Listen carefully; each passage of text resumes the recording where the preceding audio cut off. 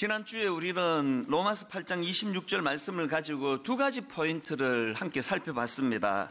첫째로는 우리의 연약함을 인정하자. 그렇게 강한 척하면 안 된다, 하나님 앞에서. 그래서 우리의 연약함을 인정하기. 그런가 하면 두 번째 포인트는 그 연약함을 그 성령님을 향한 의지함으로 연결하자. 낙심하고 스스로를 비관하고 이런 쪽으로 몰고 가지 말고 우리의 연약함을 하나님을 더 의지하는 쪽으로 그렇게 물꼬를 트면 좋겠다. 이 두 가지 포인트로 말씀을 드렸는데요. 이제 오늘은 여기다가 한 가지 포인트를 더 살펴보려고 합니다. 자, 26절을 다시 한번 보시겠습니까? 이와 같이 성령도 우리의 연약함을 도우시나니, 그 다음에 이 물꼬가 어디로 흐르는지를 보십시오.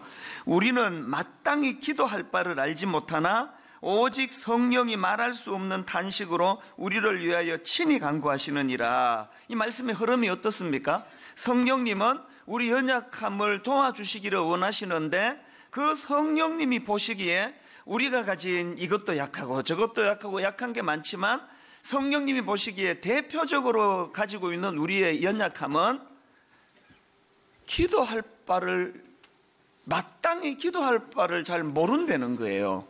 이게 성령님의 인식입니다. 우리는 마땅히 기도할 바를 알지 못하나, 이 기도를 안 하는 게 지금 포인트가 아니고요. 이 기도를 잘못하고 있는 게 우리의 약점이라고. 그 기도를 안 하는 것도 문제지만 그 잘못된 기도를 하는 이것도 문제다. 지금 이 말씀을 지적하고 계시는 것입니다. 그 정요석 목사님이라는 분이 쓴 기도인가 주문인가 이런 제목의 책이 있는데요. 그 책에 참 재밌는 한 대목이 나옵니다. 그 배상문 선수라고 아시죠? 그 골프 선수요. 2013년도 미국 PGA 투어 챔피언십에서 우승을 한 선수인데요. 이제 이 선수가 우승하기 2년 전에 이제 그 미국 PGA 투어 자격 시험이라는 게 있는데요. 거기에 이제 합격을 한 거예요. 그래서 어느 언론하고 이제 인터뷰를 하는데 이렇게 말했습니다. 엄마의 기도빨 덕분에 합격한 것이라고 봅니다. 그래서 이제 그 배상문 선수 어머니가 크리스찬이구나. 크리스찬인데 중에도 기도에 열심인 크리스찬이구나. 이제 그런 생각을 했는데요. 이제 2년 뒤에 그 선수가 PGA 투어에서 이제 첫 승을 거두고 나서 그 어머니가 인터뷰한 내용을 보니까 이런 인터뷰를 한 겁니다. 부처님이 기도를 들어주셨네요. 그저 고마울 따름입니다. 이렇게 인터뷰를 하시더래요. 그리고 또 그 배상문 선수도 인터뷰에서 이런 말을 했습니다. 경기가 한국 시간으로 새벽에 열리는데 엄마가 그 시간에 절에서 줄곧 기도하신다고 들었습니다. 여기서 우리가 뭘 깨달아야 됩니까? 뭘 알아야 됩니까? 신을 설득해가지고 뭔가를 얻어내는 차원에서의 기도는요, 기독교의 전유물이 아니에요. 모든 종교의 공통된 그 수능 시험 같은 날 보십시오. 부처님한테 기도하는 분들은 우리보다 훨씬 정성이에요. 우리는 그냥 앉아서 그냥 눈만 감고 기도하는데 그분들은 섰다가 앉았다 절했다가 손등을 또 이렇게 뒤집었다가 보니까 정말 정성이에요. 저같이 허리 안 좋은 사람은 하여튼 이쪽이 나아요. 앉아서만 기도하니까. 정성으로 치든 뭐로 치든 다른 여타 종교하고 기독교하고 이게 차이점을 발견할 수가 없습니다. 그럼 차이가 뭐냐? 여러분이 무속신앙인들을 가만히 보면은 여기 점 보러 가는 사람들, 이분들에게서 나타나는 공통된 특징이 뭐냐 하면은요, 이런 무속신앙의 기도의 강력한 특징은요, 그 초점이 오직 자기 자신에게 맞춰져 있다는 특징이에요. 그래서 무당이 인격적인지 아닌지 이런 건 거의 관심이 없습니다. 이용하나 이용하지 않나. 그 무속신앙인들이 드리는 기도의 결정적인 특징은 그 기도의 초점이 자기 자신에게 있기 때문에 그 기도를 응답하시는 대상인 상대방, 그 신에 대해서는 관심이 없습니다. 여러분 그 드라마 같은 거 보면은 이런 대사를 가끔씩 듣지 않습니까? 하나님이시여, 부처님이시여, 알라신이시여, 누구든 좋으니 내 기도 좀 응답해 주세요. 이런 이야기의 강조점이 뭐예요? 그 초점은 기도 응답해 주시는 상대방 신이 아니라 자기 자신이에요. 자기 자신. 우리가 지금 하나님 앞에 드리는 기도가 왜 지금 열심히 지금 기도하고 있는데 성령님은 네한테 제일 약한 게 뭔지 아니? 너는 마땅히 기도할 바를 잘 모른다. 왜 이런 말씀을 하시는가? 에릭 바즈허프라는 분이 쓴 책 중에서 가장 잘못 사용된 성경 구절, 이런 제목의 책이 있는데요. 그 책에 보면은 이제 우리가 기도할 때 마무리로 예수님 이름으로 기도합니다, 이렇게 마무리하지 않습니까? 이게 지금은 거의 막 습관적으로 막 주문 외듯이 그렇게 기도 끝을 알리는 어떤 신호로밖에는 사용이 안 되는데요. 사실은 이 기도가 진짜 중요한 의미가 있다는 거예요. 예수님께서 요한복음 14장 14절에서 하신 말씀 기억하십니까? 내 이름으로 무엇이든지 내게 구하면 내가 행하리라. 지금 여기에 기도 응답에 대해서 말씀하시면서 그냥 기도하면 응답된다가 아니라 내 이름으로 구하면, 내 이름으로. 이게 지금 뭘 의미할까요? 우리 주님은 내 기도 속에 개입하기를 원하신다는 거예요. 개입하기를. 그래서 우리가 예수님 이름으로 기도합니다라고 고백할 때마다 뭘 떠올려야 돼요? 내가 드린 이 기도에 응답을 이끌어내시는 분도 하나님이시지만 이 기도가 가능하도록 돕는 분도 하나님이시라는 사실을 고백하는 거예요. 그래서 장로님이 대표 기도할 때 이제 맨 마지막에 예수님 이름으로 기도합니다 하면 모두가 다 아멘 할 때 그 기도가 다 이루어질 줄로 믿습니다라는 고백도 포함돼야 되지만 그것만 갖고는 안 됩니다. 방금 이 마무리 기도할 때 예수님 이름으로 기도합니다 했기 때문에 아버지, 저 장로님의 기도가 저 장로님의 개인적인 생각, 개인적인 욕심, 저 장로님이 개인적인 뜻으로 구한 게 아니라 거기에 예수님의 뜻이 개입된 기도, 예수님이 기뻐하시는 기도, 예수님께서 개입하신 기도가 되기를 원합니다. 아멘. 그 마음이 담겨져 있어야 된다는 거예요. 그래서 기도인가 주문인가라는 그 책에 보면은 이런 내용이 나옵니다. 이런 기록을 한번 들어보세요. 기도를 이익의 방도로 삼아서는 안 됩니다. 기도는 철저히 하나님의 뜻에 맞게 간구해야 됩니다. 그리고 그 다음에 요 한마디가 마음에 꽂히는데요. 기도할수록 자족하는 자가 되어야 합니다. 불교 신자인 배상문 선수 어머니가 기도하면서 자족할 수 있는 답은 딱 하나예요. 그 아들 PGA 투어 우승했다, 이 소식이 들릴 때에만 그 기도의 자족이 이루어지는 거예요. 그러나 우리는 그 응답이 되기 전에 자족할 수 있는 이유가 뭘까요? 우리의 관심은 기도의 주인 되신 하나님에게 있기 때문에 기도하면 하나님을 깊이 알아가고 깊이 알아가다 보니 하나님의 뜻을 분별할 수 있으니 응답 여부와 관계없이 자족이 이루어지는 거예요. 이게 바로 지난주 그 바울의 기도, 고린도후서 12장 9절에서 가시를 제거해달라는 바울의 기도의 내용 아닙니까? 다시 한번 보시겠습니까? 나에게 이르시기를 내 은혜가 네게 족하다, 이는 내 능력이 약한 데서 온전하여짐이라 하신지라. 그러므로 도리어 크게 기뻐함으로. 뭘 크게 기뻐했다고요?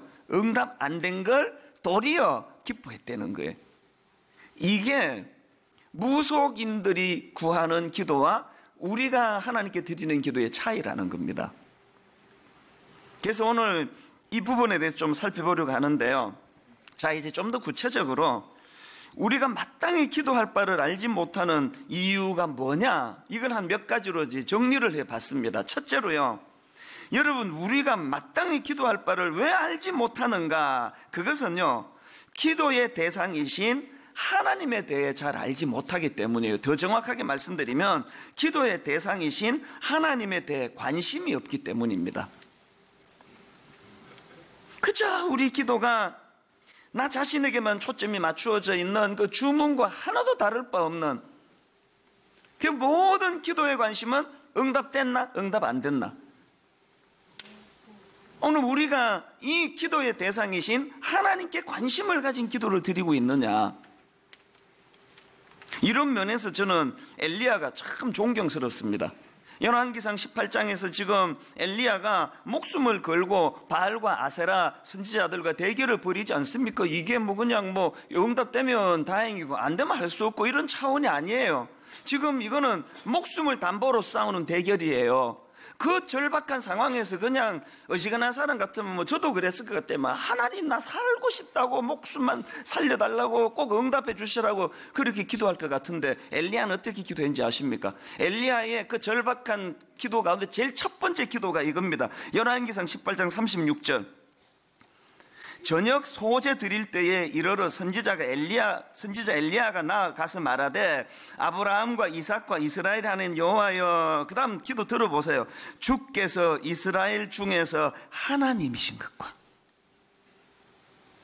내가 주의 종인 것과 내가 주의 말씀대로 이 모든 일을 행하는 것을 오늘 알게 하옵소서. 지금 여러분 목숨이 달려있는 그 절박한 상황에서 나 좀 살려달라는 기도가 아니라 하나님을 알게 하옵소서라는 기도를 드리는 엘리야의 기도를 보면서 저는 목사로서 양심의 가책을 느껴요. 지금 제 목회의 관심은 어디에 있는지, 오늘 예배 드리는 여러분의 관심은 어디에 있는지, 그렇게 열심히 새벽에 금요일날 수요 예배 나와서 기도하시는 여러분의 초점은 어디에 있는지 깊이 돌아보셔야 된다는 거예요. 엘리야가 지금 상황적으로 지금 850대 1이에요. 그 절박한 상황에서도 그가 기도하기를 주께서 이스라엘 중에서 하나님이신 것을 드러내게 해달라는 이런 기도를 드렸다는 것. 제가 그 에베소서 1장에 보니까요, 바울도 거의 같은 패턴이에요. 바울이 지금 기도를 하는데 제일 먼저 드린 기도가 뭐냐? 에베소서 1장 17절. 우리 주 예수 그리스도의 하나님 영광의 아버지께서 지혜와 계시의 영을 너희에게 주사 하나님을 알게 하시고, 그토록 바울이 지혜와 계시의 성령을 구한 거는 용한 어떤 목사가 되는 점쟁이 같은 목사가 되기 위해서가 아니고 하나님을 알기를 원해요. 하나님을 알게 하시고. 그래서 오늘 아침에 이 말씀을 묵상하다가 보니까 문득 무슨 생각이 드느냐 하니까요, 이런 기도를 받으실 때 하나님 진짜 기쁘셨겠다. 제가 담임 목사가 돼 보니까요, 그 일 잘하는 교역자도 참 이뻐요. 그 부서를 하나 맡겨놨는데 그 잡음이 들리지 않고 그렇게 척척 잘 해내면은 그 참 이뻐요. 근데 더 이쁜 교역자는 어떤 교역자인지 아세요? 일 좀 잘하고 못하고가 아니라 자꾸 심정을 통하는 교역자가 이뻐요.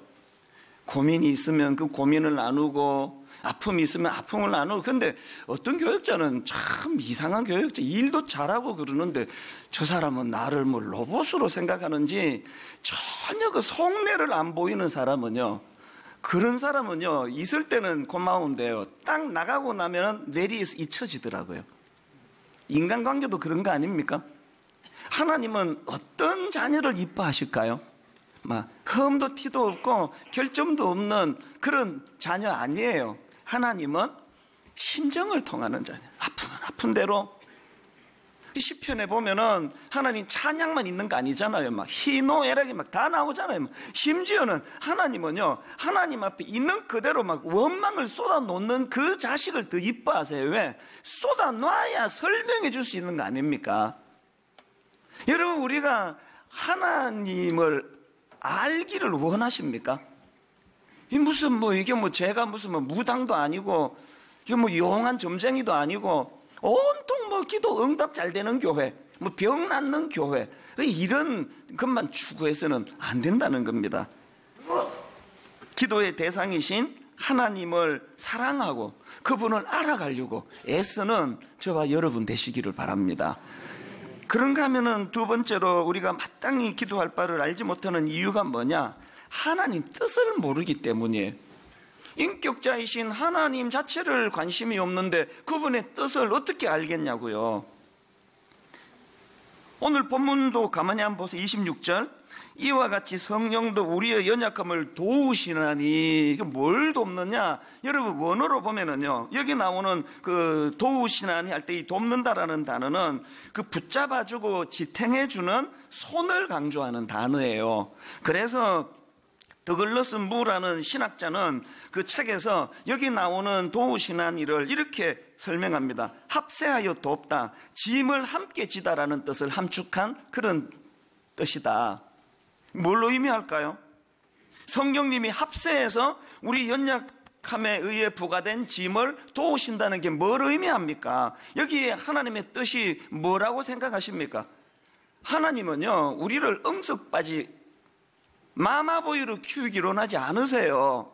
결국은 하나님은 우리에게 힘을 북돋아 주시고 용기를 북돋아 주심으로 내가 너 손잡아 주고 있다는 사실을 인지하게 하심으로 결국은 주저앉아 있던 자리에서 우리가 일어나 걸어가기를 원하시는데, 여러분 기도 녹음해서 들어보세요.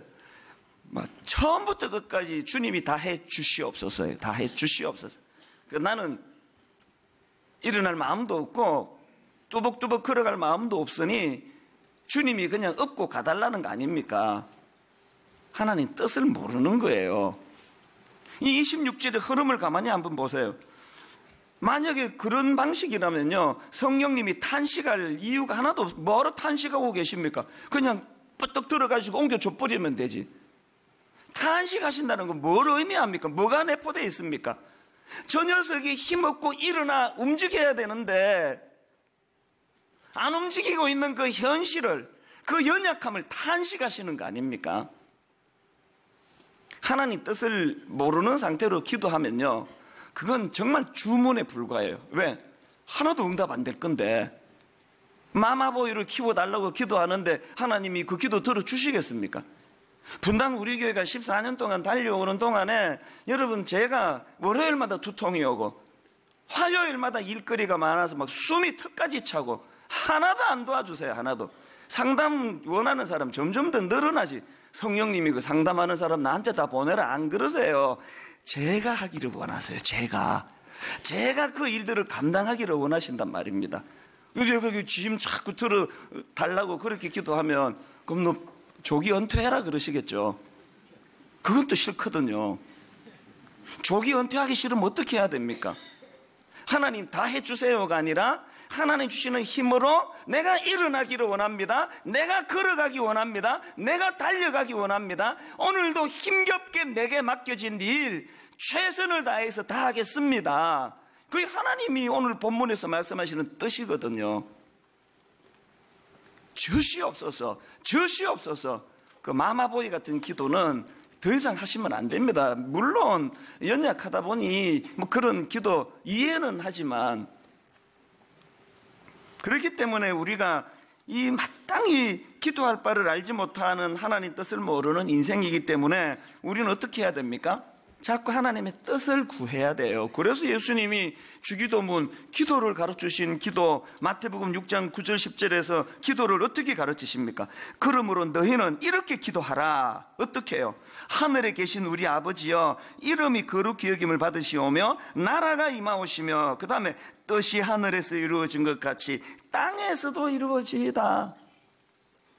자기 뜻이 아닌 하나님 뜻을 구하면서 그 하나님의 뜻이 내 기도를 통해 이 땅에서도 이루어 달라고 기도를 한다면, 여러분 기도하는 사람들이 내 한 교회로만 사람들 끌어모으려고 혈안이 되는 이런 짓을 하겠습니까? 하나님의 뜻이 이 땅에서 이루어지기 위하여 돈돈 걸으면서 막 그냥 지금도 다 죽을 때까지 다 못 쓰고 남을 돈을 갖고 있으면서 더 그냥 없는 사람들 그 전셋값 좀 올리지 말자고, 전셋값 좀.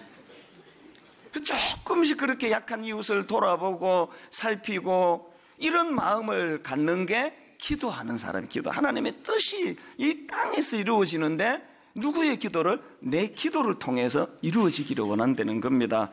그래서 마태복음 7장 21절에 나더러 주여 주여 하는 자마다 다 천국에 들어갈 것이 아니요 다만 하늘에 계신 내 아버지의 뜻대로 행하는 자라야 들어가니라. 로마서 12장 2절 너희는 이 세대를 본받지 말고 오직 마음을 새롭게 함으로 변화를 받아 하나님의 선하시고 기뻐하시고 온전하신 뜻이 무엇인지 분별하도록 하라. 기도하시는 사랑하는 성도님, 여러분이 그렇게 기도하신다면 이 하나님의 뜻이 이루어지도록 하나님의 뜻을 분별할 수 있는 영안을 구하는 저와 여러분 되시기를 바랍니다. 마지막 세 번째로요, 우리가 마땅히 기도할 바를 알지 못하는 이유가 하나 더 있는데, 그게 뭐냐 하니까 하나님 심정을 모른다는, 하나님 심정을. 그 하나님에 대해 무관심하니 하나님 뜻에 어떻게 관심이 있고 하나님의 그 심정을 알 수가 있겠냐고요. 그런데 여러분, 저는 이 하나님의 심정의 관점으로 26절, 27절 읽으니까 진짜 감동이 물밀듯 밀려오는 겁니다. 26절을 먼저 한번 보시겠습니까? 이와 같이 성령도 우리의 연약함을 도우시나니 우리는 마땅히 기도할 바를 알지 못하나, 그 다음에 오직 성령이 말할 수 없는 단식으로 우리를 위하여 친히 간구하시니라. 참 재밌는 게요, 여러분 지금 저기 나오는 굵은 글씨를 한번 빼고 한번 읽어보세요. 하나님이 하시고자 하는 말씀에 지장이 하나도 없습니다. 다 전달이 되는 거 아닙니까? 자, 한번 들어보세요. 이와 같이 성령도 우리의 연약함을 도우시나니 우리는 마땅히 기도할 바를 알지 못하나 오직 성령이 우리를 위하여 친히 간구하시느니라. 문장에 지장이 없습니다. 근데 이걸 왜 여기다 넣어놨냐고요. 오직 성령이 우리를 위해 간구하시는데 말할 수 없는 단식으로 간구한다는 게 왜 여기다 넣어놨을까요? 심정을 좀 알아달라는, 심정을. 로봇처럼 그렇게 해야 되리 하시는 기도가 아니고요. 여러분, 그 자식 키울 때, 애가 사춘기 방황할 때 부모의 그 말할 수 없는 단식의 그 마음 아시잖아요. 그게 뭐 부모니까 자식 키워야지 반듯하게, 그런 게 아니잖아요. 이 하나님의 심정을 놓치는 신앙생활은 참, 그건 알맹이를 빠뜨린 신앙이에요. 우리는 늘 하나님의 심정. 27절도 마찬가지 아닙니까? 27절에 보니까 마음을 살피시는 이가 성령의 생각을 아시나니, 여기 보니까 지금 하나님을 어떻게 묘사하는가 보니까 하나님은 우리 마음을 살피시는 이라는. 저는 지난 2주 동안에요, 이 한 대목에 필이 꽂혀가지고요, 자다 일어나도 잠자리에 들어가도 마음을 살피시는 이가.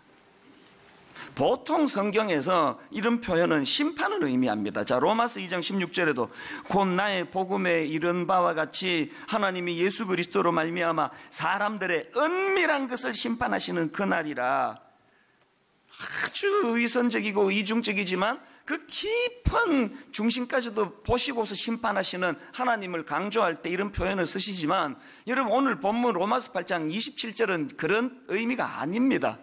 여기에서 지금 마음을 살피신다는 그 표현은 어떤 표현이겠습니까?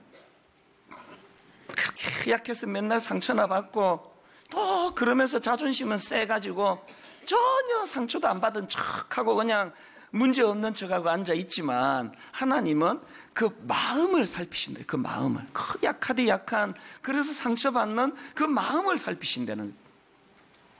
제가 어느 책에 보니까요, 이 마음을 살피시느니 할 때 이 살피다라는 단어를 설명하기를, 이제 창고에 막 물건이 꽉 차 있는데 어두운데 어떤 사람이 물건 하나 찾으려고 횃불을 들고 막 샅샅이 뒤지고 있는 그 이미지라는 거예요. 그 이미지. 제가 그런 차원에서 이 마음을 살피시느니라는 표현을 보니까요, 딱 엘리야가 850명을 멋있게 영웅의 모습으로 무찌를 때도 우리 하나님은 그 상황을 기뻐 보셨습니다. 그러나 나중에 엘리야가 그 초기 우울증 같은 게 와가지고 살맛이 나지 않고 권력자 그 이세벨이라는 여자의 협박에 그냥 마음이 무너져가지고 로뎀나무 앞에 쓰러져 있을 때도 하나님은 마음을 살피고 계시는 거예요. 어떻게 알게 됐냐고요? 자, 열왕기상 19장 9절을 한번 보십시오. 엘리야가 그곳 굴에 들어가 거기서 머물더니 여호와의 말씀이 그에게 임하여 이르시되, 엘리야야, 네가 어찌하여 여기 있느냐? 엘리야가 로뎀나무, 그 사람도 없는 그 광야에 혼자 쓰러져 있는데도 하나님은 네가 어찌하여 여기 있느냐? 정확하게 엘리야를 알고 계시는 건 뭘 의미할까요? 영웅처럼 쓰임 받을 때도 하나님은 그 마음을 살폈지만, 이렇게 그냥 쓰잘데기 없이 초라하게 그 여자 협박 하나에 무너져가지고 죽으려고 하는 초라한, 이건 더 이상 용도 폐기 아닙니까? 세상 관점으로 하면요, 엘리야 찾을 필요 없습니다. 얘는 이제 됐다, 이 정도 쓰고 그 다음에 또 그냥 준비된 얼마나 종들이 많은데, 세상은요, 용도폐기라는 단어가 득세를 하지만 우리 하나님은 제가 이렇게 아름답게 쓰임을 받을 때나 초라해져 찾아주는 사람이 없을 때나 그 마음을 살피시는 거예요. 심지어는 탕자의 비유에 그 둘째 아들을 그 꼴을 한번 보세요. 아버지 없이 돈만 있으면 잘 살 줄 알고 기세등등 해가지고 나갔는데 그 아버지 돼지 쥐엄 열매 먹고 사는 그 아들 보면서 꼴 좋다, 내 말한 그대로 됐다, 내가 이겼다 이러는 하나님이 아니에요. 아버지가 아니에요. 문 밖에 서서, 그 부족함 없는 아버지가 문 밖에 서서 그 탕자가 자기 아버지에게로 돌아가가지고 회복의 역사가 일어난 건 탕자의 결단 때문이 아닙니다.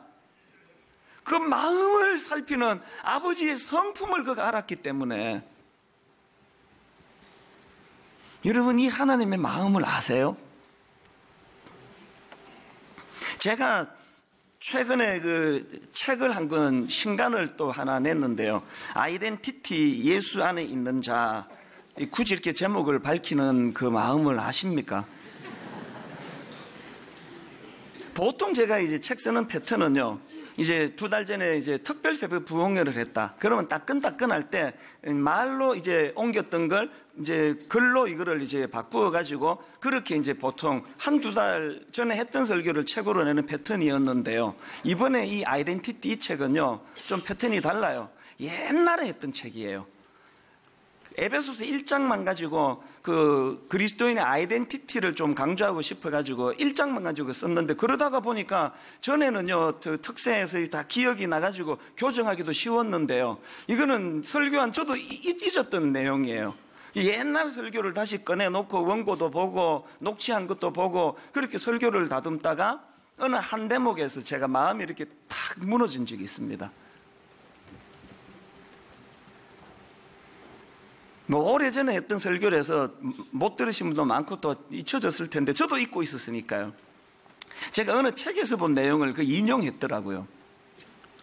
이 목사님이, 이제 저자 목사님이 그 장례식에 가려고 원효대교를 그 새벽에, 발인 예배는 보통 새벽에 하지 않습니까? 해도 뜨기 전에 그 어둠 속에서 이제 원효대교를 지나다 보니 깜짝 놀란 거예요. 어떤 그 정신 나간 남자 하나가 시커먼 옷을 입고 원효대교 그 차도를 달리, 인도가 뭐 뛰기 불편했나 보죠. 차도를 뛰고 있는데 밤에 여러분 이 검정색 옷은 위험한 거 아시죠? 이게 식별이 잘 안 돼요. 그래서 이 목사님이 깜짝 놀란 거예요. 그래서 이 목사님이 이제 좀 열받았습니다. 그래서 속으로 뭐 좀 미친놈이 다 있네. 저 목사도 열받으면 이렇게 욕합니다. 이런 미친놈이 어디 있나, 그렇게 이제 화가 나. 그리고는 이제 긴장하니까 속도를 확 줄였겠죠. 천천히 가다가 보니까 그 미친놈이라고 했던 그 목사가 자기 교회 부목사인 거예요. 부교육자가 그 새벽에 양복을 입고, 검정 양복을 입고 가방을 들고 뛰더라는 거예요.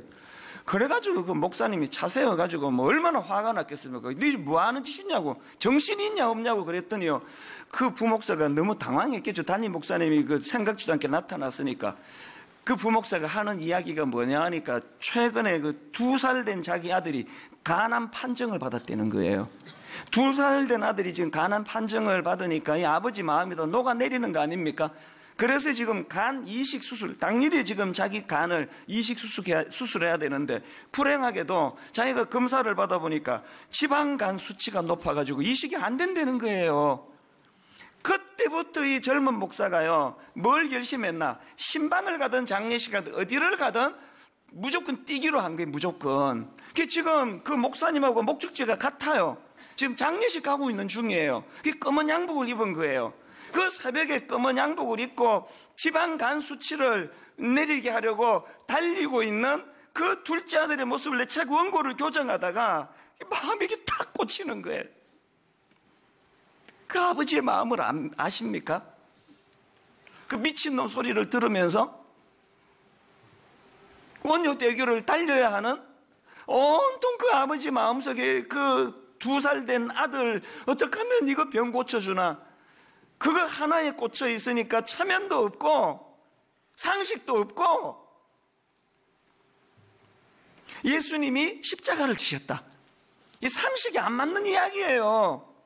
무슨 놈의 신이 십자가를 지느냐고 안 믿어요, 사람들이.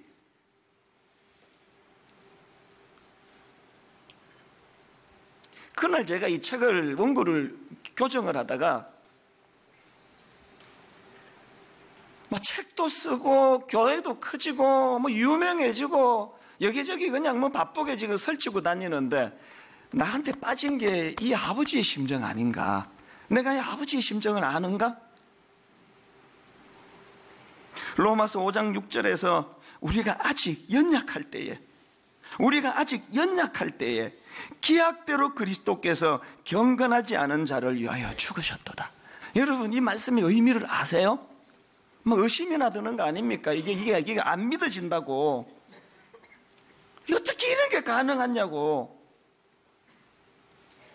여러분, 오늘 본문 로마서 8장 26절에서 이와 같이 성령도 우리의 연약함을 도우시나니 우리는 마땅히 기도할 바를 알지 못하나 오직 성령이 말할 수 없는 탄식으로 우리를 위하여 친히 간구하시느냐. 이 성령님의 마음을 아세요? 그런가 하면 그 다음 27절에서 성부 하나님을 묘사하기를 마음을 살피시는 이가.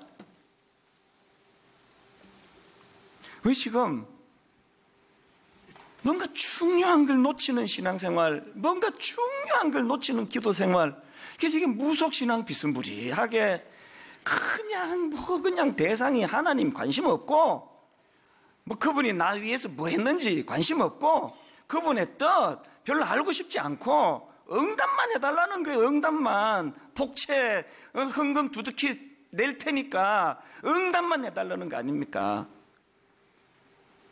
여러분이 하나님의 마음을 아십니까? 응답해 주지 않으셔서 당장 저렇게 마음이 힘들어 쓰라려 하는 그 자식의 눈물을 외면치 아니하시는, 그럼에도 불구하고 끝끝내 응답해 주실 수 없는 그 하나님의 깊은 사랑을 아십니까? 제가 그 책을 교정하고 나서 종종 머릿속에 그 원효대교가 떠올라요. 오늘도 새벽에 금정 양복을 입고 원효대교를 달리고 계시는 하나님, 영적으로 암에 걸려있는 저를 살려주시려고 우리 주 예수 그리스도의 은혜와 하나님 아버지의 다함없는 사랑과 성령님의 감동, 감화, 위로, 교통, 충만하심의 역사가 오늘 주신 말씀 마음에 담고 힘 얻어 달려가기로 다짐하는 모든 주의 자녀들 머리 위에 지금부터 영원토록 함께 하시기를 간절히 축원하옵나이다. 아멘.